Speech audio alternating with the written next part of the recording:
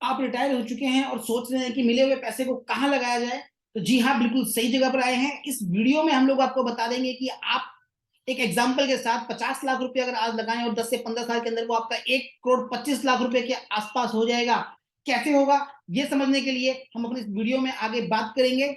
नमस्कार, मैं CA Sunil Sakral, by profession chartered accountant, अपना एक प्रीमियम कंटेंट आपके लिए लेके आया हूं। और ये कंटेंट जब हम अपने क्लाइंट्स को देते हैं तो आराम से उनसे फीस चार्ज करते हैं 25 से 30 हजार रुपये, और क्लाइंट भी बड़े आसानी से हंसते हुए वो पैसा देता है, क्योंकि हम उसकी प्लानिंग इस तरह से कर देते हैं। रिटायरमेंट प्लानिंग के अंदर हम लोगों का थोड़ा सा एक्सपर्टाइज भी है, तो हम उसके ऊपर डिस्कशन कर रहे हैं। आइए हम अपना स्क्रीन करते हैं शेयर और आगे चलते हैं इस वीडियो में।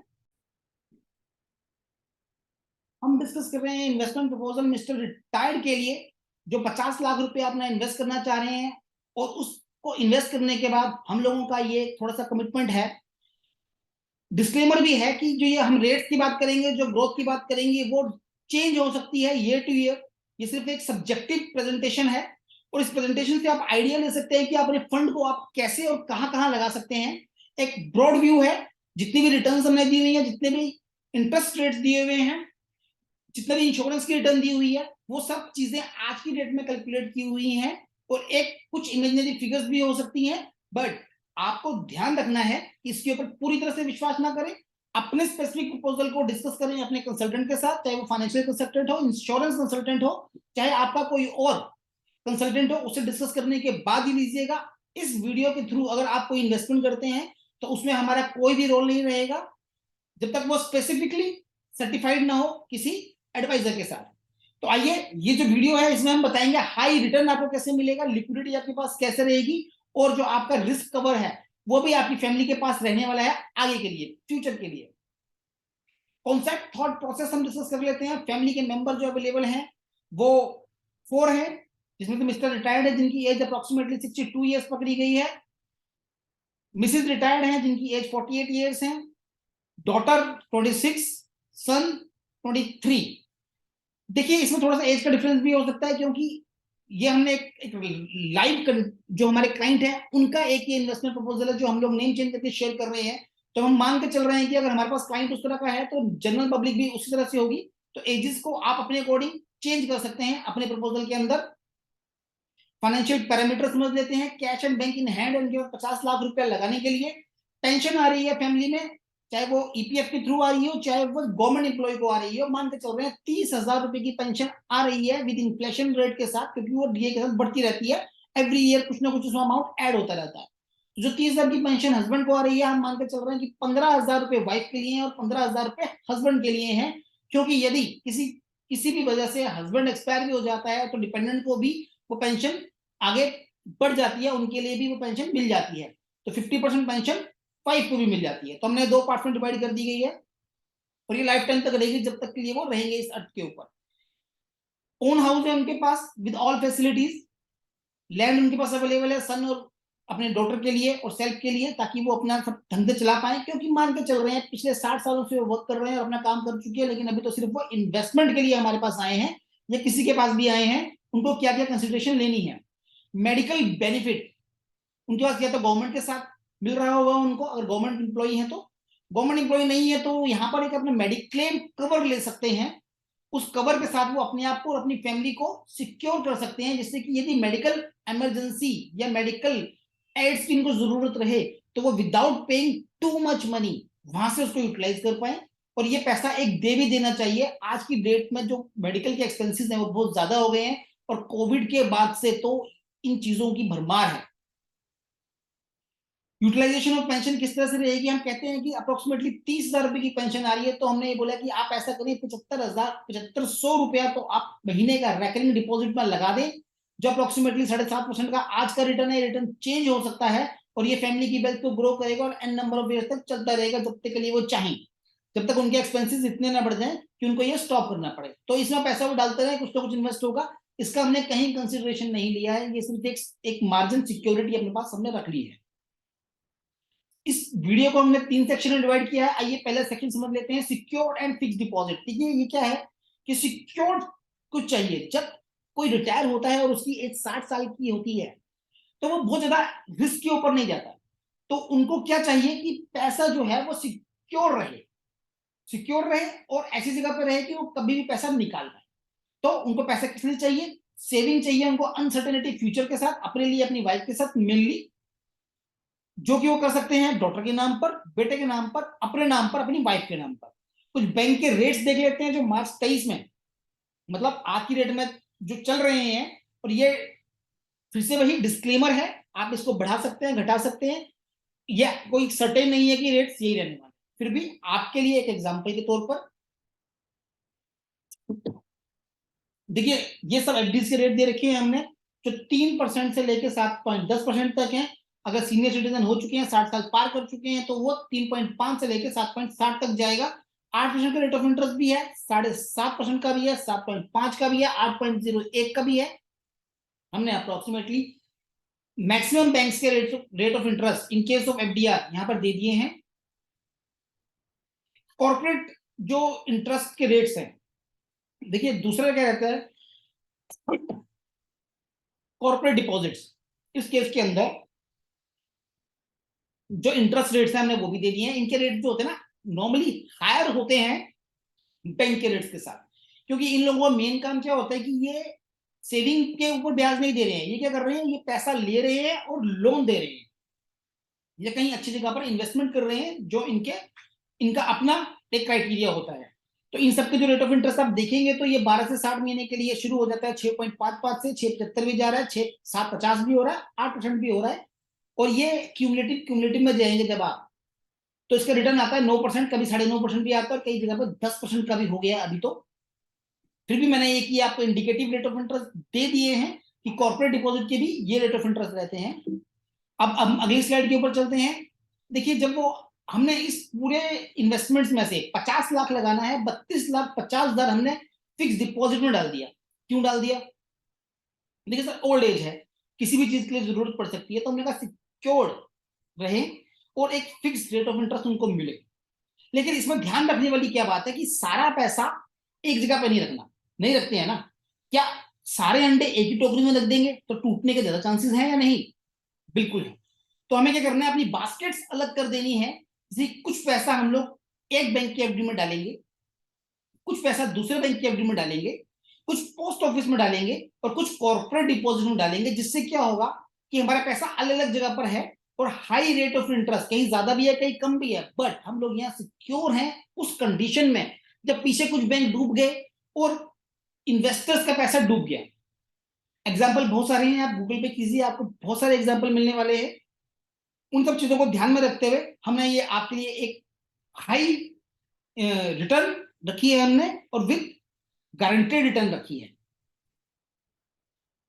अब 5 साल के बाद क्या रिटर्न आने वाली है? अगर आपने जो एफडीआर में पैसा लगाया 8% के हिसाब से 10 लाख रुपया 5 साल के लिए, उसका वो बन जाएगा आपका 14,85,000 रुपया। कॉर्पोरेट एफडीआर 7.5% वाली जो है, 12.5 लाख जो लगाया 5 साल के लिए, वो बन जाएगा आपका 18,12,000 रुपया। पोस्ट ऑफिस में जो एफडीआर लगाएंगे 7.60% से मिलेगा। 5 लाख लगाया है 5 साल के लिए, रिटर्न जो मिलेगी आपको 7.28 लाख रुपया मिलेगी। अदर एफडीआर 5 लाख रुपया 7.25 लाख रुपए के आसपास मिल जाएगी। 5 साल तक अगर ये पैसा आपका इन्वेस्टेड रहता है तो आपको 5 साल के बाद 47,50,000 रुपया यहां से मिलने वाला है। 5 साल बहुत छोटे होते हैं, जब कोई नया रिटायरमेंट लेता है तो उसको 5-7 साल तक तो सोचने की जरूरत ही नहीं होती, तो 5 साल तो बड़ा आराम से निकल जाएगा। अगर फर्दर आप अगले 5 साल और के लिए ये इन्वेस्टमेंट कर दें तो, और मैं रेट ऑफ इंटरेस्ट एज्यूम करके चल रहा हूं कि ये 7.5% ही रहने वाला है, तो आपका जो पैसा है 10वें साल के बाद अप्रोक्सीमेटली 69 लाख रुपीज हो जाएगा, जो कि 70 लाख भी हो सकता है। उस टाइम के रेट ऑफ इंटरेस्ट के हिसाब से चलेगा, हो सकता है बढ़ जाए, हो सकता है थोड़ा बहुत कम आ जाए, बट इतना आपका पैसा रहने वाला है। तो एफडीआर से आपको सेक्शन 1 के अंदर अप्रोक्सीमेटली 69 मिलेगा लाख रुपीज। सेक्शन 2 की बात करूं तो मैं कहता हूं कि देखिए, सिक्योर भी कर लेते हैं, वोलेटाइल भी कर लेते हैं। हम शेयर मार्केट की बात नहीं कर रहे हैं, मैंने जान के उसमें आपको ये इन्वेस्टमेंट नहीं दी है, क्योंकि हम ये रिटायर्ड पर्सन की बात कर रहे हैं जिनको अपना पैसा ज्यादा से ज्यादा सेफ रखना होता है। हमने बोला म्यूचुअल फंड्स के ऊपर जाएं। अगर हम म्यूचुअल फंड की बात करें तो सब्जेक्ट टू मार्केट रिस्क रहते हैं, और ये हाई लॉस दे सकते हैं और आपको हाई प्रॉफिट भी दे सकते हैं। ये किस चीज पर डिपेंड रहता है? इसमें कंसिडरेशन रहती है उस कंट्री की इकोनॉमिक कंडीशंस की, उस सेक्टर्स की, जिस सेक्टर में आपने पैसा लगाया हुआ है वो कैसा परफॉर्म कर रहे हैं। अगर आप बैंकिंग में डाला हुआ है, बैंकिंग अगर अच्छा परफॉर्म कर रही है तो आपका जो पैसा लगा हुआ है वो अच्छा ग्रोथ देगा। यदि आपने पैसा लगाया हुआ है इंफ्रा के अंदर और इंफ्रा भी अच्छा ग्रोथ कर रहा है तो वो भी अच्छा पैसा देगा। इंडिया में आजकल इंफ्रा का बूम है, तो इंफ्रा में पैसा अच्छा मिल रहा है, बैंकिंग भी अच्छा काम कर रही है। तो एनी हाउ वो कुछ भी हो सकता है। जब आप रिडीम करेंगे वो मैटर भी बहुत ज्यादा करेगा आपके लिए। देखिए यूक्रेन में जो क्राइसिस हुए उस टाइम पर जो भी फंड्स यूक्रेन के साथ अटैच थे, या उसकी जहां जहां उन्होंने इन्वेस्टमेंट की हुई थी, या जहां कंपनियों ने यूक्रेन में इन्वेस्टमेंट किया हुआ था, उनके पैसे कम हो गए। कई जगह पे जीरो हो गए, कई जगह पे वो स्टेबलाइज हो गए, नीचे आ गए, तो मतलब रिटर्न कम आ गया। तो उस तरह की कंडीशन इसमें रहती है। इसलिए हमने इसमें पैसा जो लगाया है बहुत ज्यादा नहीं लगाया, सिर्फ 5 लाख रुपए लगाया, और पिछले 10 सालों को हमने एनालाइज किया तो हमें समझ में आया कि अच्छे और मीडियोकर और सबसे नीचे वाले हमने देखे म्यूचुअल फंड, तो 12% से लेके 25%, 30% भी बल्कि उन्होंने पर ईयर का रिटर्न दिया है 10 साल के अंदर। तो मैंने 12 से 20% का पकड़ा हुआ है। अब ये पैसा कहां लगाना है? अपने नाम पे भी लगा सकते हैं, अपनी बेटी के नाम पे भी लगा सकते हैं, अपनी वाइफ के नाम पे भी लगा सकते हैं, तो और अपने बेटे के नाम पे भी लगा सकते हैं। ऐसा करने से आपका टैक्सेशन में जो है वो बेनिफिट ले सकते हैं। अपने टैक्स कंसल्टेंट से डिस्कस करेंगे तो आप इक्विटी के ऊपर जो 1 लाख रुपए का लॉन्ग टर्म कैपिटल गेन रहता है उसका बेनिफिट आप ले लेंगे। इसके लिए आपको नेट बैंकिंग की जरूरत रहने वाली है, क्योंकि नॉर्मल ट्रांजेक्शन नेट बैंकिंग के थ्रू होगा। आप अगर 10 साल के लिए लगाते हैं 5 लाख रुपया, तो वो आपका बन जाएगा 11 लाख रुपए 12% के हिसाब से। 10 साल के लिए आप लगाते हैं 5 लाख रुपए, तो 20% के हिसाब से वो 15 लाख रुपया बन जाएगा। तो अगर आप देखेंगे तो आप यहां पर अपना कुछ इन्वेस्टमेंट कर चुके। सेक्शन 3 की तरफ जाते हैं। मोस्ट इंपॉर्टेंट सेक्शन की मैं बात कर रहा हूं। आप रिटायर हो चुके हैं, आपको अभी इंश्योरेंस नहीं मिलेगी, पर जो पैसा आपके पास है, आप अगर जनरली देखेंगे तो आने के बाद अपने बच्चों को दे देते हैं कुछ पैसा वाइफ के नाम पे कर देते हैं। तो बेसिकली आप फैमिली के लिए ही कर रहे हैं। तो वी रेकमेंड कोई बहुत बढ़िया कंपनी और ट्रस्टेड कंपनी इंश्योरेंस की आप देख लीजिए, जिसका क्लेम सेटलमेंट रेशियो बहुत बढ़िया हो, जिसकी पुरानी रिटर्न बहुत बढ़िया हो। हमने एक कंपनी का जो मोस्ट ट्रस्टेड है, जिसको हम लोग फेथ करते हैं, हमने उसका ये रिटर्न लिया है। ये फिर से बोल रहा हूं एक बार डिस्क्लेमर, ये सर्टिफाइड नहीं है कहीं पर भी कि यही रिटर्न होने वाली है आज से आने के कुछ सालों के बाद। हो सकता है कम भी आए, हो सकता है ज्यादा भी आए, पर हमने पिछले 10 या 16 सालों का रिटर्न लिया है। बेस्ट कैलकुलेटेड सॉफ्टवेयर से हमने इसे कैलकुलेट किया है। तो हमने बोला कि सन के लिए आप लगाइए 65,600 रुपया 10 साल के लिए, और 16वें साल में मैच्योरिटी मिलेगी आपको अप्रोक्सीमेटली 12.5 लाख रुपए। बीच में रिस्क कवर भी एवरी ईयर चलेगा। देखिए बूढ़े का सहारा कौन? उसके बच्चे। यदि पिताजी तो हैं और बेटे को कुछ हो जाए तो उसका पालन पोषण कौन करेगा? एक वो वाला कॉन्सेप्ट भी इसके अंदर है। तो यदि बेटे को कुछ हो जाता है तो उसका जो इंश्योरेंस वैल्यू है वो पैसा फैमिली में मिल जाएगा। उससे वो जो फैमिली है वो अपना काम आगे कर सकती है, अपने आप को आगे चला सकती है अपनी जिंदगी में। तो एक वो भी हमारा वो रहा कॉन्सेप्ट। डॉक्टर के लिए भी एक इंश्योरेंस कर सकते हैं 65,600 रुपए की। 16 साल के बाद उसमें भी 12.5 लाख रुपए उनको अप्रोक्सीमेटली मिल जाना चाहिए। पैसा सिर्फ 10 साल देना है, और जो मैच्योरिटी आनी है वो 16th ईयर में आनी है। देखिए तीसरी चीज जो मस्ट मस्ट मस्ट इंपॉर्टेंट है इस पर्टिकुलर केस में, अगर वाइफ के नाम पर आपने इंश्योरेंस नहीं करवाई है तो वाइफ के नाम पर आप इंश्योरेंस करवा दीजिए।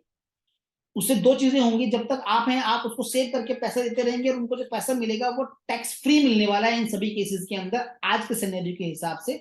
अगर गवर्नमेंट फ्यूचर में टैक्स लगा देगी तो टैक्सेबिलिटी अकॉर्डिंगली डिसाइड हो जाएगी, टैक्स लग जाएगा। लेकिन वाइफ का इंश्योरेंस नहीं है या कम है तो उसे कर दीजिए।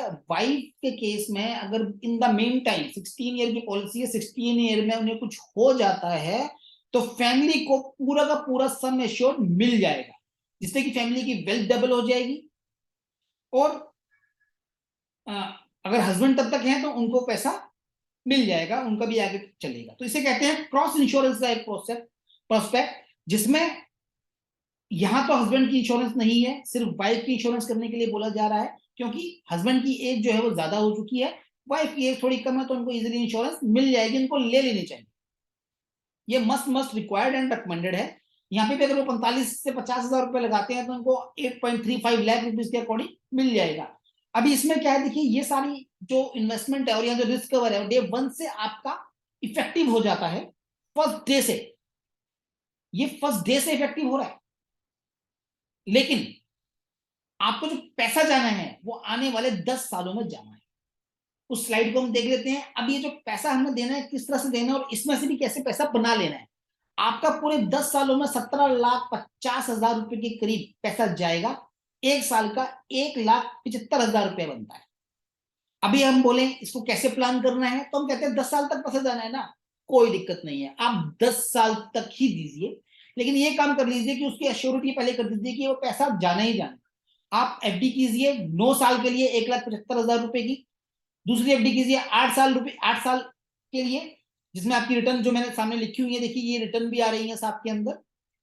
आप तीसरी एफडी कीजिए 7 के लिए, फिर 6 के लिए, फिर 5 के लिए, फिर 4 के लिए, 3 के लिए, 2 के लिए और फिर 1 के लिए। इसमें कोई गलती हो तो मुझे जरूर कमेंट कीजिएगा, और एक गलती छोड़ी हुई है हमने।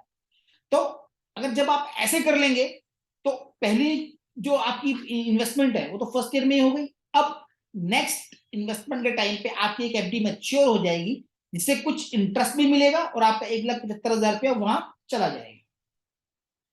ऐसे करते करते दूसरा साल, तीसरा साल, चौथा साल, पांचवा साल, छठा साल, सातवां साल, आठवां साल, नौवां साल, 10वां साल तक की पेमेंट हो जाएगी। और जब इससे आपको मैच्योरिटी आएगी तो आपको पैसा, आपने टोटल 17,50,000 रुपए लगाया होगा, जिसमें आपको 35 लाख के करीब तो आपको रिटर्न आ जाएगी, आपको, आपके बच्चों को, आपकी वाइफ को। और 5.5 लाख रुपए के आसपास इस एफडीआर के ऊपर जो और इंटरेस्ट आपका बन गया, वो इंटरेस्ट भी आपके लिए एक्यूमुलेट हो जाएगा। उसको आप चाहो तो इन्वेस्ट कर लो, चाहो तो आप यूटिलाइज कर लीजिए, वो आपके ऊपर है। इतना करने से सारी की सारी इन्वेस्टमेंट हो जाती है। अभी मैं आपके पास आता हूं बेस्ट सिनेरियो लेकर। अभी ये सब करने से हुआ क्या, ये सब करने से अब जब टोटल इफेक्ट आ गया, क्यूमुलेटिव इफेक्ट, जो हम लोगों ने अभी आपको डिस्कस करना है, आपको बताना है, वो हम आपसे शेयर करेंगे। उससे आगे चलने से पहले मैं आपको फिर से एक बार बता रहा हूं कि ये जो हमारा डिस्क्लेमर है कि ये जितने भी रेट्स हैं ये सारे के सारे हम लोगों ने अपनी तरफ से बेस्ट सोर्सेज से लिए हैं। पर लेकिन आपको आपको हमेशा ये ध्यान रखना है, जब भी इन्वेस्टमेंट करें किसी कंसल्टेंट के थ्रू ही करें। खुद भी कर रहे हैं तो सब चीजों को देख दाख के करें। उस टाइम के रिटर्न, उस टाइम के रिस्क को आप करते हुए कर सकते हैं। मैं स्क्रीन शेयर कर रहा हूं। टोटल मैच्योरिटी क्या रहेगी इसमें रिटर्न के ऊपर, अगर देखा जाए तो सेक्शन 1 आपको 69 लाख रुपीस दे रहा है 10 साल के बाद। आपकी इन्वेस्टमेंट थी 32,50,000 रुपए की। सेक्शन 2 आपको 15 लाख रुपए देगा, जिसमें जो म्यूचुअल फंड का सिनेरियो था, और उसमें हमने सिर्फ 5 लाख रुपए लगाए थे 10 साल में। मैंने ये 20% वाली रिटर्न पकड़ ली है, ये कोई गारंटेड नहीं है। सेक्शन 3 बोलता है कि आपने जो इंश्योरेंस में पैसा लगाया हुआ था वो आपको 40 लाख रुपए देगा, जिसमें से 5.5 लाख रुपए तो टैक्सेबल है, लेकिन बाकी 35 लाख रुपया जो है अप्रोक्सीमेटली वो नॉन टैक्सेबल है, उसके ऊपर आपको कोई टैक्स भी नहीं देगा। तो 10 साल के बाद आपको 84 लाख रुपया मिलेगा, और 16वें साल में फिर से 40 लाख रुपया आपकी फैमिली को मिल जाएगा। तो I think this is the best scenario, जहां हमने डिस्कस कर लिया कि आप रिटायर हो चुके हैं, आपके पास इन्वेस्टमेंट करने का ऑप्शन है, तो आप किस तरह से कर सकते हैं। उम्मीद करता हूं कि मेरा ये जो प्रेजेंटेशन है आपको समझ में आया होगा, और आपको ये अपने लिए भी इन्वेस्ट करने का कहीं ना कहीं आपको राय देगा। बार बार मेरे चैनल में आने के लिए आपका हाथ जोड़कर बहुत बहुत नमस्कार।